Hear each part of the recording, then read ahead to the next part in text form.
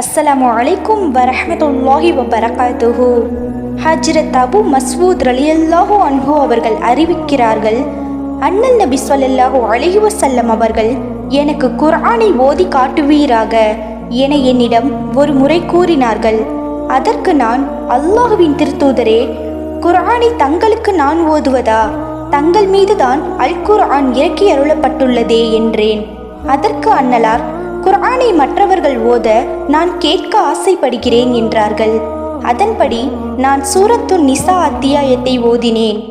فَكَيْفَ إِذَا جِعَلْنَا مِنْ كُلِّ أُمَّةٍ بِشَهِيدٍ وَجِعَلْنَا بِكَ عَلَى هَؤُلَاءِ شَهِيدًا. நபியே, ஒவ்வொரு சமுதாயத்தில் இருந்தும் சாட்சியை நாம் கொண்டு வரும் பொழுதும், இவர்களுக்கு சாட்சியாக உம்மை நாம் கொண்டு வரும் பொழுதும் நிலைமை எவ்வாறு இருக்கும் என்ற வசனத்தை நான் அடைந்ததும், இப்பொழுது போதும் என அண்ணல் நபி ஸல்லல்லாஹு அலைஹி வஸல்லம் அவர்கள் பகர்ந்தார்கள். நான் ஓதுவதை நிறுத்திவிட்டு அவர்களை பார்த்தேன். அப்பொழுது அவர்களின் இரு கண்களிலும் கண்ணீர் வழிந்து கொண்டிருந்தது. சுப்ஹானல்லாஹ்.